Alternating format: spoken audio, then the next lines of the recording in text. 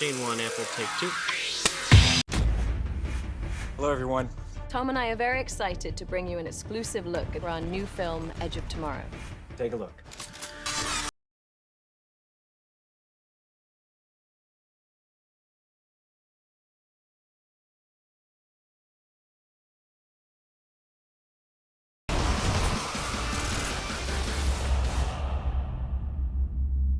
I mean, I crushed it, but... I crushed it. Crushed it. If we do not defeat them in France, we'll be fighting them in the streets of London, then New York, then Tokyo. All of humanity is at stake. It takes place in the future, and it's an extraordinary adventure. It's got a post-apocalypse feel to it, but people are surviving. Operation Downfall. The entire might of the UDF, exterminating this mimic scourge along the way. You know, the character I play, Cage, he's a marketing guy, a PR guy. I want you to sell the invasion. Okay. He's not a warrior in that way. He just wants to get out. He wants to survive. He wants to survive. It really comes down to survival. You ship out to the coast in 1 hour. While it is an honor general, I'm afraid I'm gonna have to decline. Thinks he can talk his way out of anything, and he still doesn't believe this is going to happen to him. It's not an offer, Major. It's an order.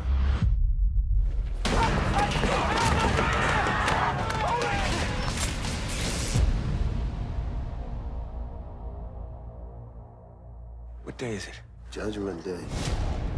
You just realize there's no way out. He's not going to get out of combat.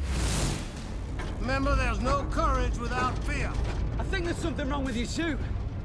Yeah, there's a dead guy in it. And he's forced into this situation, and he's basically going to die. How do I turn the safety off of my weapon? What? How do I turn the safety off? Oh my God!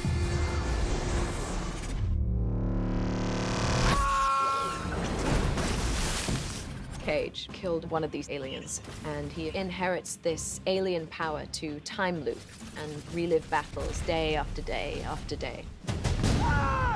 What would it be like to live the same day over and over again? I wanted the deaths, you know, first to be terrifying for an audience. And then for it to get to the point where it becomes humorous. What the hell were you thinking?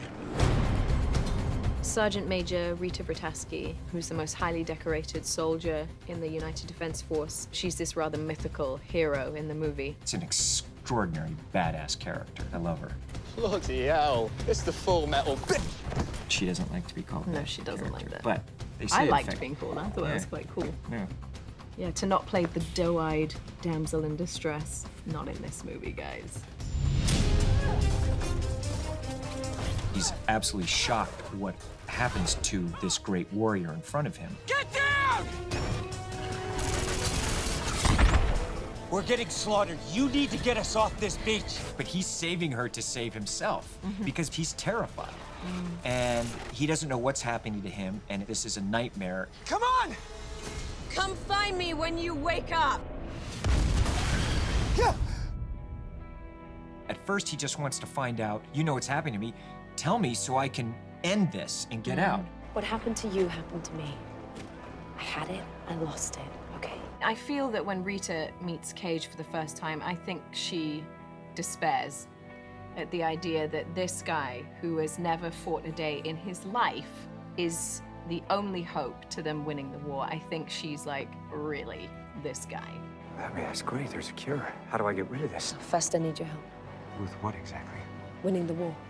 You have Rita, who's also seeing this guy that has that power, has that It's a alien valuable power. weapon. It's a valuable weapon, and now there's a chance of hope. And he enlists her help to help train him and help him survive. You hijacked their power. How do I control it? You have to die. And I think there was nothing more joyous for me than seeing you play a character who is so useless at what he's doing and inept at fighting. All right, Cage, let's see what you got. She's teaching him how to be a soldier. Keep your eyes open. The fact that I got to train him is just incredible. Stop. Wait a second. Again, again, again. You okay, Cage? I think I broke something. What? My back. The only thing I can feel in my lips. I think we better start over, don't you? What? By the time the training's over, he's become dangerous. You can do this. You keep coming here every day and I'll train you. You already have. So you see his struggle and you admire it and cheer for it. Sarge, the new guy. What's his name again? He's having to take on more and more of the realization that, yes, he is going to have to do this.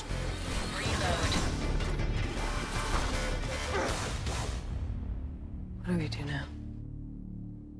I don't know. We've never gotten this far. We've been shooting the battle on the beach for like 6 weeks. And then we went and did the farmhouse scene, and it was just lovely to have a quiet, contemplative, Beautiful set, too. beautiful The set was beautiful. So gorgeous. And I think it's the first time that she allows herself to open up and the guards come down. And I think within that vulnerable state is when she allows herself to fully realize how unnerving this situation is, that this is, for her, the first time they've been here, but she discovers for him, he's done this many, many, many, many times, and I think that's a very jarring thing.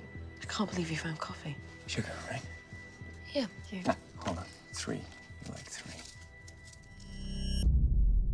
How many times have we been here? It's as far as you go. No matter what I do, it's as far as you ever make it. You see how they become friends and how he really starts to care about her, and she's basically all he wants to save.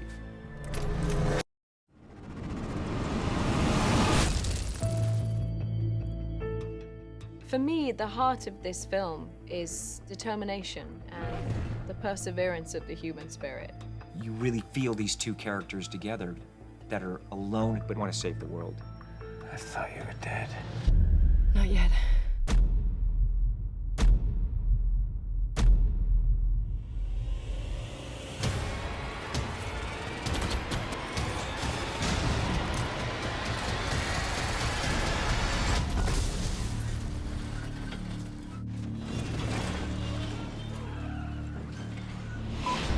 Hello, everyone.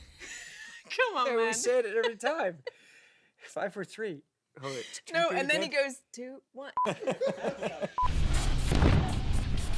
The exosuit is supposed to give us this effortless power, and we can run and jump and smash and fight.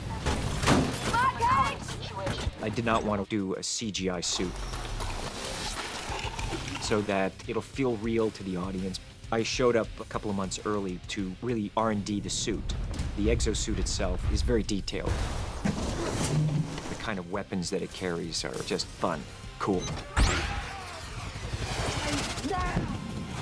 I don't think anything quite prepares you for the sheer weight of the suit. The suit itself weighed 85, 90 pounds, and depending on the armament, anywhere from 120 to 125 pounds. And action!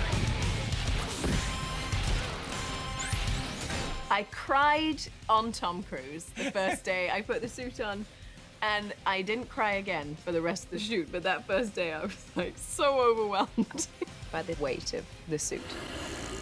Everyone enjoyed the grueling aspects of that suit. And then you get used to it, and I now really love stomping around in the suit. It was exciting to be this lethal powerhouse.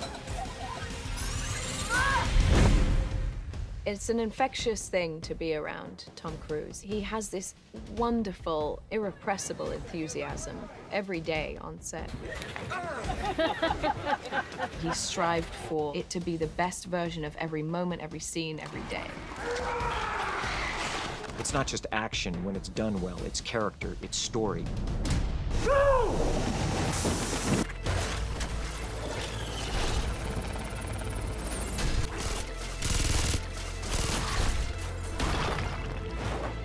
At times I was shooting 7 days a week on second unit.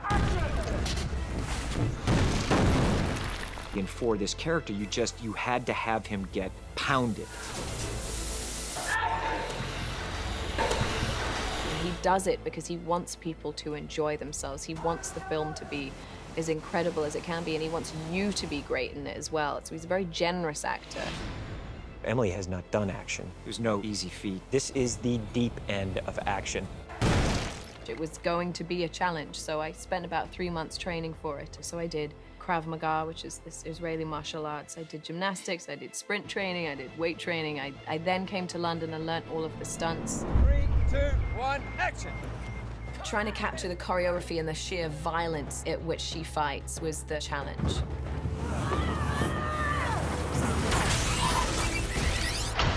The first day you thought you broke your nose, do you know what I I mean? almost did break my nose. It had to be put back into You know what I mean? You're doing stunts.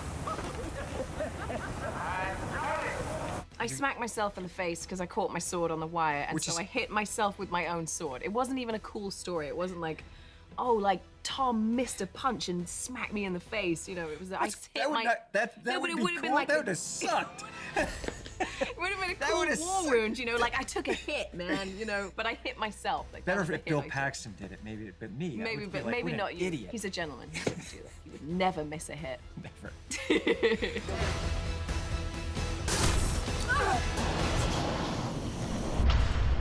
Doug Liman is someone who I've always wanted to work with. Here's a guy who takes a genre like Bourne and invests you in that world and those characters in the same manner Mr. and Mrs. Smith. His filmmaking, he's very unique and very entertaining. And action! Doug is exhilarating to work with in many ways because you never know what he's going to throw at you or what shot he wants to try next. You come out, and there it is. It was like shooting an independent, you know, Totally. big budget film, which... He's very spontaneous, Doug, you know, and Yep. that's quite, you know, exciting and exhilarating for us to be around. Somebody who's willing to try anything on the day. And he's game for anything, to the point where he'll grab the camera off the camera guy, he'll run around and pretend to be an alien for us to kind of react to, you know. Mimic! Mimic!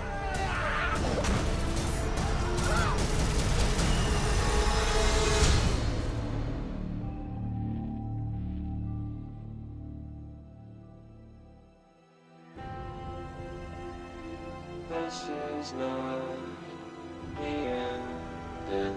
What this movie's about, these unique characters in extraordinary circumstances. The film becomes about these characters wanting to do the right thing.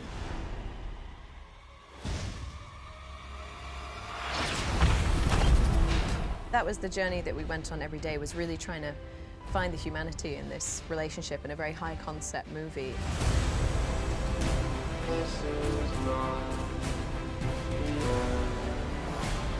And so it is science fiction, but it's just a big adventure.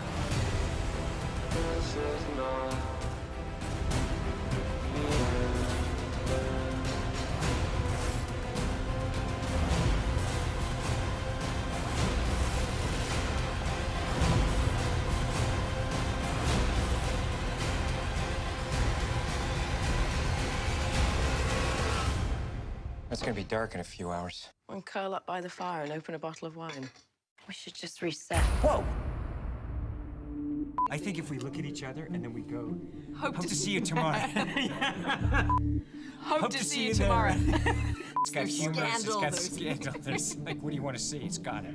Yeah, keep staring, keep staring, keep staring. Who's gonna break? Who's gonna break? Okay, that's a wrap. Hey everyone, what's happening? Lisa here with a Hollywood update. Rumours have Johnny Depp in negotiations for The Secret Life of Houdini, a new action thriller in the same vein as the Indiana Jones movies that will focus on the life of Harry Houdini. Next up, Quentin Tarantino's on again, off again, on again, off again western The Hateful Eight seems to be on again and should start shooting this November in Wyoming. With things back on track, Tarantino is busy assembling his cast, including Samuel L. Jackson, Bruce Dern and Michael Marsden. That's it for today. Subscribe to keep up to date and remember, there's no use in crying over spilt milk. See you next time.